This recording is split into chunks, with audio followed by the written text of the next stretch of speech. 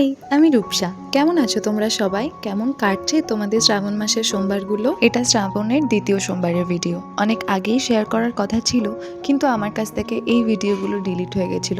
Main ভিডিওটা তো কোনোভাবেই খুঁজে পাইনি। শেষ অবধি আমাকে ইনস্টাগ্রামে দেওয়া স্টোরি থেকে ডাউনলোড করে এই ভিডিওটাকে এডিট করতে হয়েছে। ঠিক এই কারণে ভিডিওটা পোস্ট হতে অনেকটা লেটও হয়ে গেছে। যাকে কি আর করা যাবে, বাদ দাও সে সমস্ত কথাবার্তা।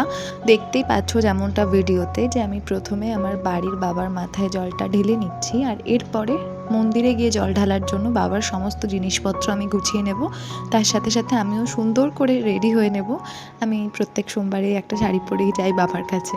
এটা লোক দেখানো কি কাকে দেখানো আমি বলতে পারবো না, তবে এটা আমার খুব ভালো লাগে। আমি মন থেকে এই জিনিসটা করি, সেই জন্যে আমি প্রত্যেক সোমবারই শাড়ি পরি। আমি জানি না কেন, কিন্তু ঠাকুরের ক্ষেত্রে কিছু করার জন্যে আমার প্রথম শাড়ির কথাই মনে আসে। আমার খুব ভালো লাগে এই বিষয়টা। আজকের মতন এখানেই শেষ করছি, আবার আরেকটা ভিডিওতে দেখা হবে।